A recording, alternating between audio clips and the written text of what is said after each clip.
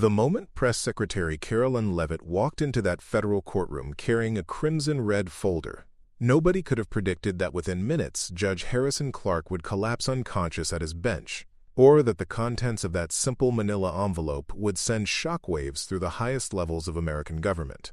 What began as a routine administrative transparency case would transform into the greatest constitutional crisis the United States had faced in decades.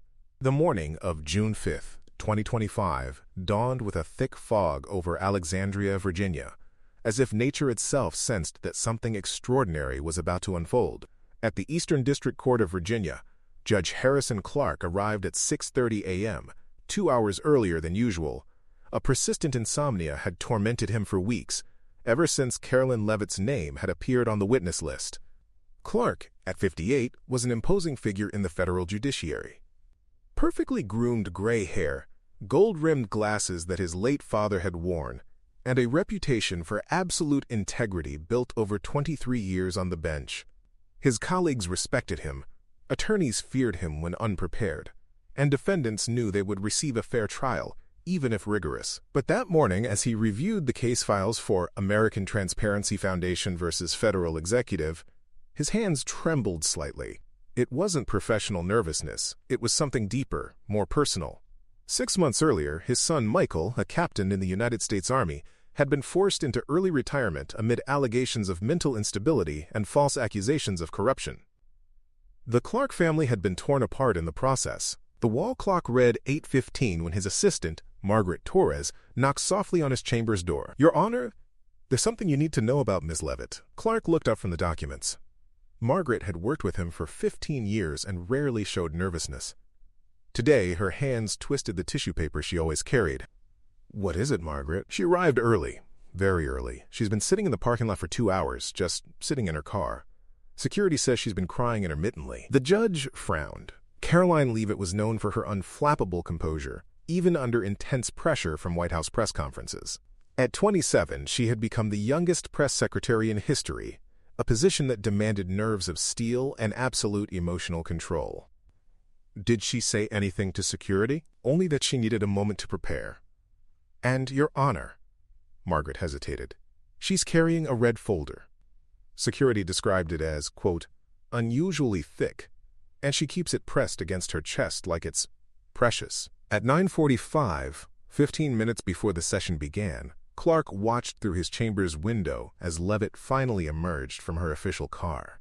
Even from a distance, he could see the tension in her shoulders, the way she clutched the red folder with both hands. She stopped 3 times on her way to the courthouse entrance, each pause lasting exactly 30 seconds, as if she were gathering courage or perhaps praying. Courtroom 6 was less crowded than usual. Only 7 journalists, 2 legal observers, and the necessary process participants. The case had received little media attention, being classified as a routine administrative dispute over government document retention policies. No one expected drama. At exactly 10:47, the heavy oak doors swung open. Karoline Leavitt entered the courtroom like a woman carrying the weight of the world. Her steps, normally confident and decisive, were measured and deliberate, as if each movement were choreographed for a historic moment. She wore a conservative navy blue suit, blonde hair pulled back in an impeccable bun, but there was something different in her eyes, an intensity that made the air in the room feel electrically charged. The red folder in her hands wasn't just an accessory. It was obviously the center of her attention. Made of genuine leather with slightly worn edges, it appeared to have been handled countless times over the past few days. The red was deep, almost blood-colored, contrasting dramatically with the courtroom's sobriety. "Your Honor," her voice echoed through the courtroom, carrying a timbre Clark had never heard before. There was reverence there, but also iron determination. "I come before this court not as a defendant, but as a witness to truth. What I carry in my hands will change everything we thought we knew about the events of the past 18 months. Judge Clark adjusted his glasses, studying the young woman before him. In 2 decades on the bench, he had seen countless witnesses, guilty parties trying to appear innocent, innocents paralyzed by fear, confident liars, and true heroes trembling with nerves. But there was something about Leavitt he couldn't categorize. Her eyes showed a mixture of terror and determination that made his stomach contract instinctively. Ms. Leavitt, you are here to provide testimony regarding the administration's document retention policies, correct? That was the plan, Your Honor.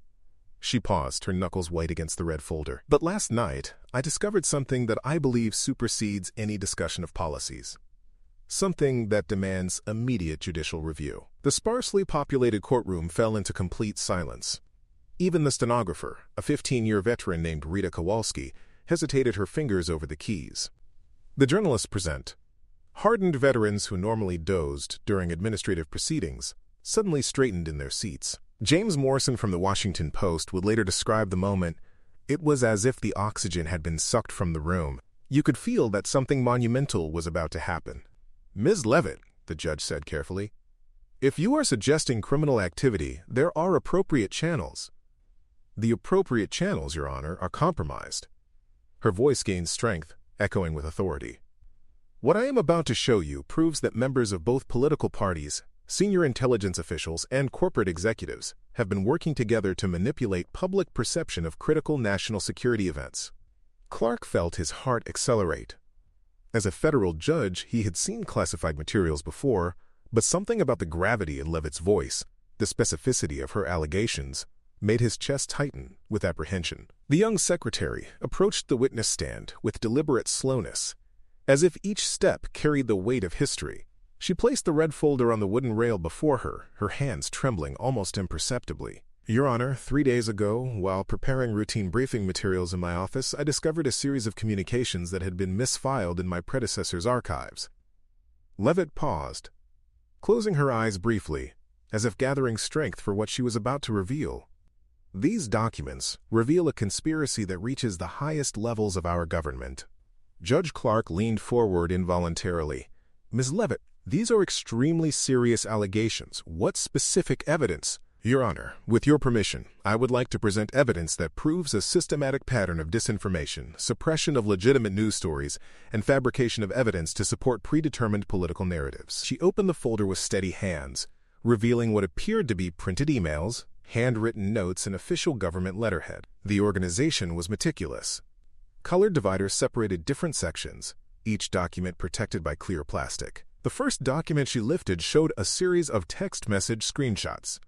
The dates were clearly visible, March through October 2024. These communications showed detailed planning for what the participants called Operation Looking Glass, a coordinated effort to present false information to the American people regarding foreign interference in our democratic processes. Clark studied the document from his elevated position.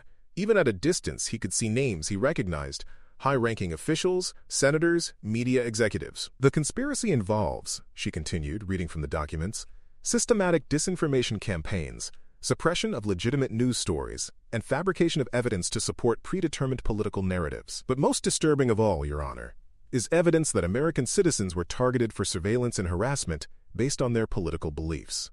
She held up a photograph, a surveillance image of what appeared to be a family gathering. The quality suggested professional equipment, possibly governmental. This family in Ohio was monitored for 6 months because the father wrote a letter to his local newspaper questioning official government statements. Their phones were tapped, their emails read, their children followed to school. The judge's breathing became labored. As a father and grandfather, the image of children being followed by government agents filled him with visceral horror. Ms. Leavitt, these are serious federal crimes you're describing. Yes, Your Honor. And there's more. Much more. She lifted another document, revealing detailed surveillance logs with timestamps and locations. This shows a pattern of harassment targeting not just the primary individual, but their entire extended family. The government created detailed psychological profiles of family members, identifying pressure points that could be used to silence the target. Clark's hands gripped his bench more tightly. The methodical nature of what Leavitt was describing, the clinical precision of the surveillance, the psychological manipulation, painted a picture of government power being used in ways that violated every principle he had sworn to uphold. But, Your Honor, what I've shown you so far is merely the foundation. The documents reveal something far more sinister.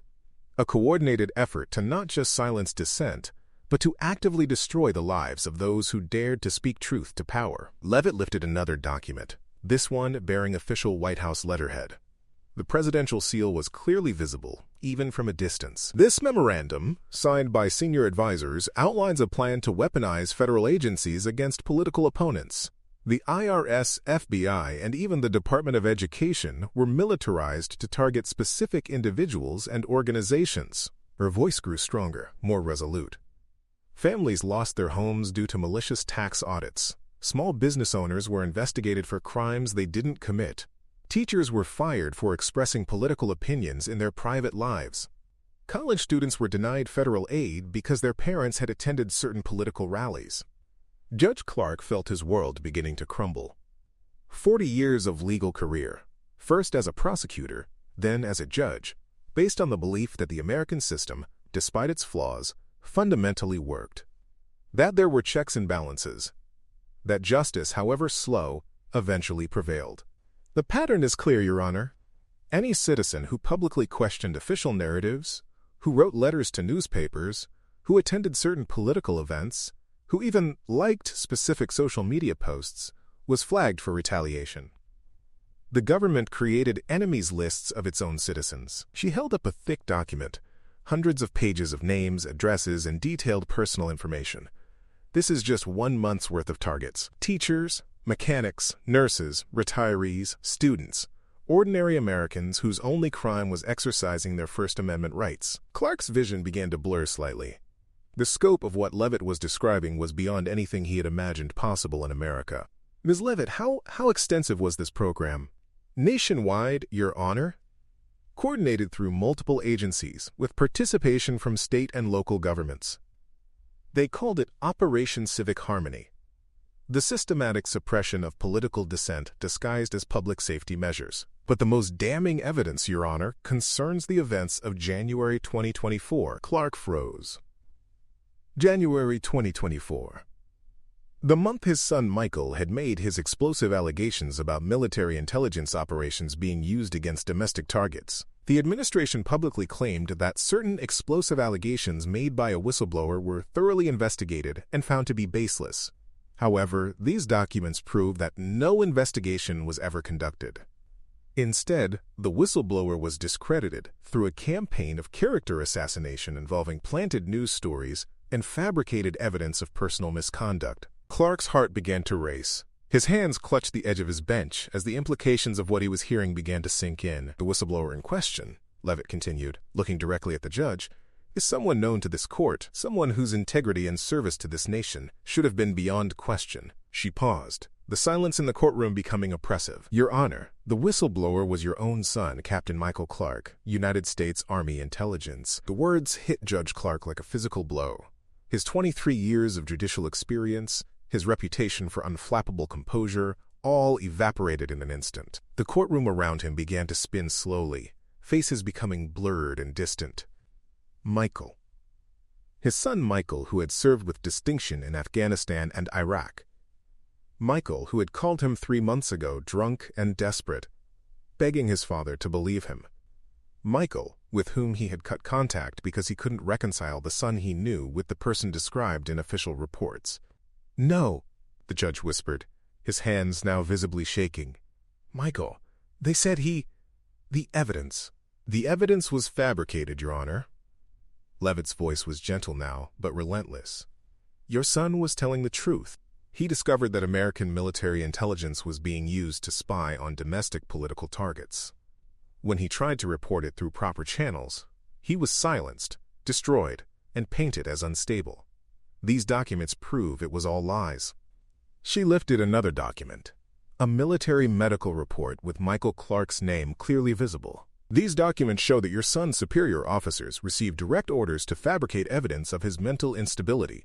They planted alcohol in his quarters, altered his medical records, and even staged incidents to make it appear he was having psychological episodes. Clark remembered the last conversation he'd had with Michael.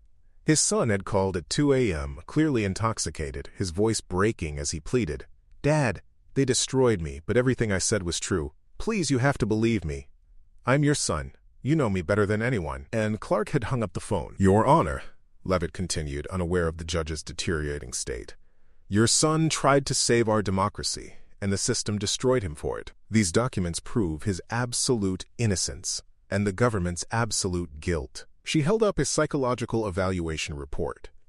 This shows how they systematically broke down his mental state. They isolated him from his unit, spread rumors about his reliability, and when he began showing signs of stress from the psychological warfare being waged against him, they used those signs as evidence of his instability. Clark's vision began to tunnel. The faces in the courtroom became distant and distorted. 23 years of believing in the system, of trusting institutions, of putting duty above family, all crashing down in a single moment of devastating truth. "He tried to tell me," the judge murmured, his voice barely audible. "My own son tried to tell me, and I—" "Your Honor," Leavitt asked, noticing the judge's increasingly distressed appearance. "I chose the system over my son," Clark whispered. "I chose duty over love. I chose reputation over truth." The weight of betrayal, not just the government's betrayal of his son, but his own betrayal of Michael, created a perfect storm in Clark's mind. His chest constricted, his breathing became rapid and shallow. The courtroom began to spin more rapidly, voices becoming distant and muffled. "The documents also show," Leavitt continued, finally realizing the judge's condition but feeling compelled to finish, "that when your son tried to reach out to family for support, he was monitored and his communications intercepted. They knew exactly what he was telling you, Your Honor. They knew he was trying to save not just his career but his relationship with you." Clark's last conscious memory was of Michael's face on his West Point graduation day 22 years ago, full of honor and hope, proud to serve his country, proud to be the son of a federal judge. Before everything went dark, and Judge Harrison Clark collapsed forward onto his bench, the sound of his body hitting the wood echoed through the courtroom like a gunshot, followed by screams and rushing footsteps as bailiffs ran to assist. The courtroom erupted into controlled chaos. Security personnel shouting orders, someone calling for paramedics, journalists frantically typing on their phones despite court regulations. Dr. Sarah Martinez, the court's medical officer, arrived within minutes. She found Judge Clark unconscious but breathing, his pulse rapid but strong. "Acute stress reaction," she announced to the concerned bailiffs, "likely triggered by emotional shock. We need to get him to the hospital immediately." Karoline Leavitt stood frozen at the witness stand, the red folder still open in her hands, its contents scattered across the wooden surface like leaves in a hurricane. Court Security Officer James Wright approached her cautiously. "Ma'am, you need to step back from the evidence. This is now a crime scene." But Leavitt didn't move. She watched as medical personnel worked to stabilize Judge Clark, knowing that everything had changed in those few minutes. The documents she discovered weren't just evidence of government corruption, they were proof of how that corruption had destroyed innocent lives, including that of a federal judge's own son. As Clark was loaded onto a stretcher, his eyes fluttered open briefly. Despite his disorientation, his gaze found Leavitt across the courtroom. His lips moved, barely audible. "Michael. Is he still alive?" Leavitt nodded, tears streaming down her face. "Yes, Your Honor, he's alive. And now the world will know he was telling the truth." The paramedics wheeled Clark away, but his whispered words echoed in the sudden silence. Tell him his father is sorry." Within hours, news of the dramatic court session had spread across every major media outlet. The red folder's contents, now sealed as evidence pending investigation, had triggered congressional hearings, FBI raids, and calls for a special prosecutor. But more than that, it had awakened something in the American people, a recognition that their government had been turned against them, and that ordinary citizens like themselves had paid the ultimate price for speaking truth to power. Margaret Torres, Clark's longtime assistant, later told reporters, "In 23 years, I never saw His Honor lose his composure. Not once. But when he realized what had been done to his son, what he had unknowingly participated in by believing the lies, it broke him. Not as a judge, but as a father." The investigation that followed would expose the largest domestic surveillance operation in American history, leading to resignations, indictments, and a complete restructuring of intelligence oversight. But for Judge Harrison Clark, lying unconscious in a hospital bed, the only thing that mattered was a phone call he needed to make to his son. 7 hours later, as evening shadows fell across the hospital room, Clark's eyes opened. His first words were not about the case, the evidence, or the constitutional crisis he had witnessed. They were simpler, more human. "I need to call Michael. I need to tell him I believe him. I need to tell him I'm sorry." The red folder had contained more than just evidence of corruption. It had contained the power to restore faith, repair relationships, and remind everyone that truth, no matter how painful, is always worth fighting for. But perhaps most importantly, it had shown that sometimes the most powerful force for justice isn't found in courtrooms or government buildings. It's found in the simple act of a father choosing to believe his son. The constitutional crisis would be resolved in time, the criminals would be prosecuted, the system would be reformed. But the real victory was smaller, more personal, and infinitely more precious. A family learning to trust each other again, and a nation rediscovering that its strength lay not in its institutions, but in its willingness to face uncomfortable truths and fight for what was right.